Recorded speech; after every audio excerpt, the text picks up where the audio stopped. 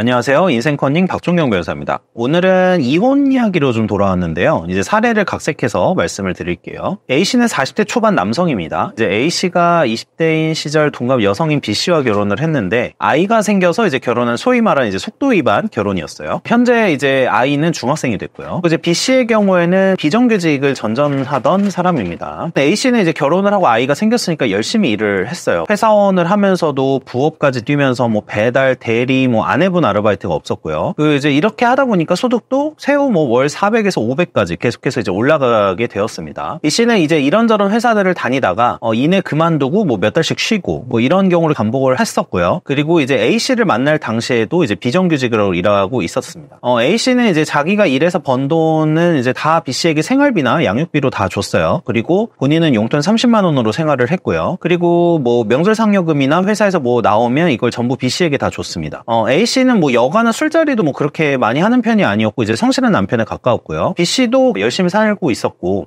다만 이제 가지고 있는 불만이 하나가 있었어요. 한마디로 표현하면은 사랑받는 느낌을 못 받는다 이런 거예요. 그래서 이제 마음속에 좀 서운함이 점점 커졌고요. 결혼 생활이 이제 재미가 없어진 거죠. 근데 사실 A씨도 이제 할 말이 있는 게 야근이나 부업을 하다 보니까 이제 늦게 퇴근을 하는 거예요. A씨 나름대로는 뭐 집안일도 하고 최선을 다한 가정 생활을 하고 있었던 건데 이제 B씨 입장에서는 자기에 대해서 좀 사랑이 식은 거 아닌가? 뭐 이런 생각이 드는 거죠. 물론 이런 건 좀 있었어요. A씨가 아이와 같이 보내는 시간이 상대적으로 조금 적은 건 사실이었습니다.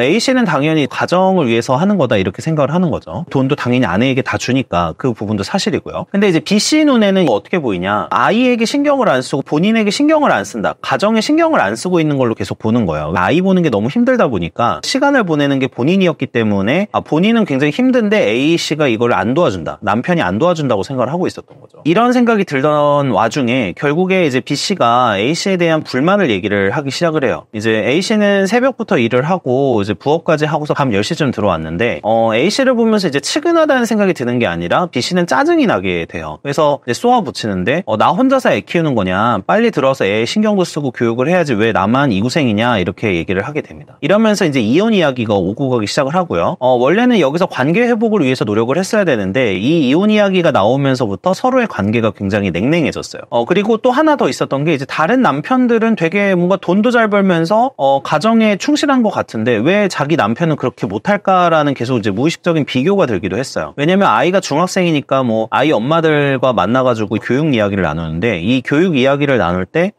주로 나오는 게 남편 이야기도 나오기 때문에 이런 이야기가 이제 많이 들리게 되는 거죠. A씨도 많이 지쳐있는 상황이었고 이혼하자 이렇게 이제 생각이 들었습니다. B씨 또한 이혼 생각이 없진 않았기 때문에 이렇게 해서 이제 협의 이혼 절차가 진행이 되게 돼요. B씨 입장에선 당연히 자기는 굉장히 성실하고 열심히 가정을 돌보고 있는데 남편이 자기에게도 이제 관심이 없고 아이에게도 관심이 없다 이렇게 생각이 들었던 거예요. 나를 사랑해주지 못하고 또 아이에 대해서도 제대로 사랑해주지 못한다는 생각이 들어서 외로운 거죠. 결국에는 협의 이혼으로 가게 돼요. 이제 친권 양육권 논의를 하게 되잖아요. 결과적으로는 B씨는 이제 그 보조 양육자, 자신이 일을 할 때 뭔가 돌봐줄 수 있는 뭐 자기의 친정 엄마라든지 이런 분이 이제 돌아가신 상황이었어요. 그래서 친권 양육권 관련해서 이제 보조 양육자의 존재가 중요하거든요. 그러다 보니까 이 친권 및 양육권은 그냥 남편이 갖기로 서로 협의를 하게 됩니다. 결국에는 그 대신에 이제 남편도 아내에게 양보를 해요. 아내에게 양육비를 청구하지 않기로 하고 또 재산 분할의 경우에도 원래 가져갈 수 있는 비율보다는 조금 더 챙겨주는 이제 이런 식으로 이제 마무리가 되게 됩니다. 근데 이제 B씨는 이혼을 하고 나니까 조금 이제 삶을 경험하게 돼요. 보통 가정 경제의 대부분을 차지했던 게 남편의 돈이었거든요. 그러다 보니까 이 남편 돈을 가지고 운용하는 거에 조금 더 신경을 쓰고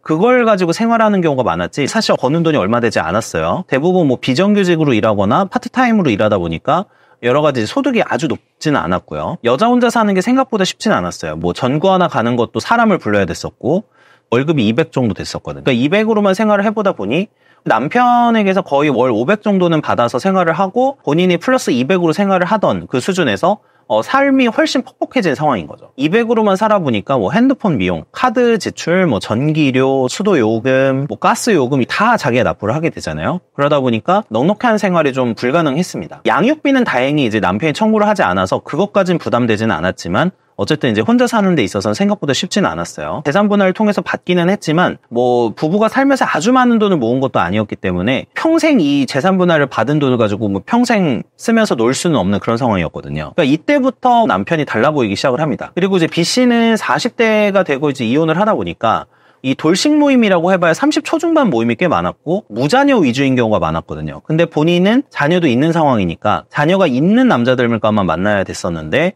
이 부분도 생각보다는 쉽지는 않았던 거죠. 이게 이혼의 원인 중에 자신이 사랑받고 있지 못하다는 생각이 있었던 게 있기 때문에 재혼을 염두에 둔 부분도 있었는데 뭐 다음 카페나 네이버 라인 등을 통해서 비슷한 또래의 남자를 만날 수 있는 동호회에 나가보니 오히려 전 남편이 낫다는 생각을 많이 하게 돼요. 애가 있는 40대 이혼녀에게 세상이 그렇게 편하고 아름다운 것은 아니었습니다. 본인이 생각하기에 능력 있고 좋은 남자들은 별로 없고 하룻밤 보내고 싶어하는 남자들이 많이 접근을 해요. 결혼까지 생각을 하고 살자 이렇게까지 하는 남자들이 별로 없는 거죠. 있다고 하더라도 별로 능력이 없는 경우가 많았다는 거죠. 사회에 나와보니까 자기가 만날 수 있는 남자 중에 전 남편 정도면 최상의 남자였던 케이스였고 여기서 슬슬 이제 노후 걱정도 시작이 돼요. 어떻게 살까 고민을 하다가 여러 가지 이제 시도를 해보려고 하는데 생각보다 돈벌이가 잘 안 된다는 거죠. 뭐 예를 들면 주변에 카페나 자영업하는 친구들한테 물어봐도 돈벌이가 많이 안 되고 자기가 벌고 있는 이제 비정규직으로 버는 월소득이 있긴 했지만 이것도 언제까지 벌 수 있는지는 사실 모르는 상황인 거죠. 이제 그 전 남편에 대한 생각이 좀 많이 바뀌게 됩니다. 왜냐면 이제 전 남편하고 아이 양육 때문에 연락은 어느 정도 하고 있었고 면접 교섭을 하고 있었기 때문에 전 남편과 얘기를 할 기회가 있었던 거죠. 남편의 돈으로 살 때는 어느 정도 뭐 어떤 가정 경제나 이런 걸 꾸리는 데는 전혀 지장이 없었고 뭐 1년에 한 번씩이라도 해외여행은 다녀올 수 있었고 지금은 어려워진 상황이 된 거예요. B 씨는 이러면서 슬슬 내가 만날 수 있는 남자도 알게 되면서 전 남편인 A씨와의 재결합을 꿈꾸게 돼요. 이제 요런 거를 아이를 핑계로 해서 A씨랑 항상 같이 보자고 얘기를 하면서 면접 교섭을 핑계로 A씨한테 좀 접근을 계속 하는데 A씨는 사실 만나는 여자가 있는 거예요. 이혼한 후에 이제 새로운 여자가 생겨서 재결합 부분에 대해서 A씨는 거절을 하게 되고요. B씨는 만날 수 있는 사람은 없는 삶을 자기가 꾸려나가야 되는 그런 상황이 됩니다.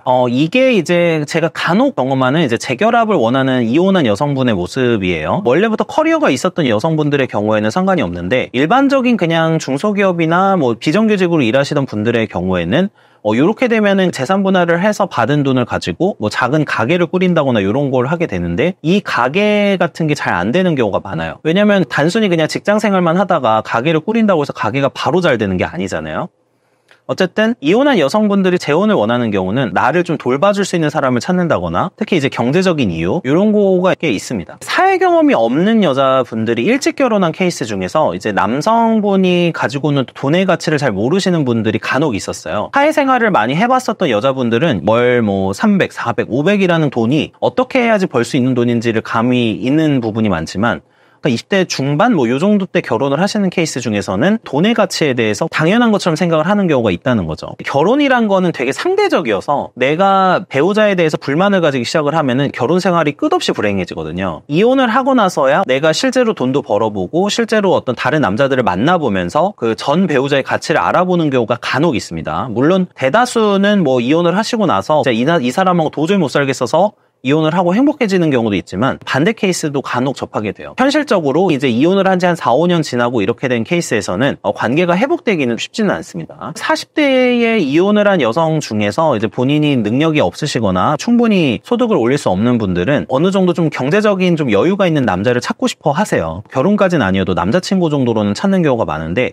이게 생각보다는 사실 쉽지가 않습니다. 연애를 하는 건 충분히 가능해요. 연애를 하는 건 가능하지만 이제 결혼이나 어떤 배우자까지 가는 거는 생각보다 쉽지는 않은 경우가 많고 그냥 연애만 하고 원나잇이나 성관계만 맺고 끝나는 그런 경우가 꽤 많은 거죠. 그 사람이 제가 보기에 빠지는 함정이 뭐냐면 그 배우자가 특히 그런데 이제 배우자가 잘하고 있는 부분은 잘 보이지 않아요. 내 배우자가 되게 열심히 살고 있고 이미 잘하고 있는 건 보이지 않고 내 배우자가 나한테 잘 못해주거나 부족한 부분이 계속 눈에 보이는 경우가 많은 것 같아요. 현재 내가 누리고 있는 것들, 내 남편이 열심히 일을 해서 돈을 벌어다 준다면 그리고 내가 버는 돈에 비해서 훨씬 더 많은 경제적 기여를 한다면 이거는 당연하게 볼 부분은 아니고 굉장히 좀 감사하고 또 남편도 반대로 뭐 아내가 가사적으로 봤을 때 좀 자기보다 더 노동을 한다고 하면은 이 부분에 좀 감사를 하는 그런 게 필요하다고 생각을 합니다. 근데 이게 열심히 일해서 소득을 가져다주는 남편의 가치에 대해서는 당연하게 생각하고 이제 나머지 부분에만 이제 초점을 두고 불만을 가지게 되면은 좀 행복한 결혼 생활이 어렵고, 뚜렷한 뭐 외도라든지 여러 가지 이혼 사유가 없는 경우에서는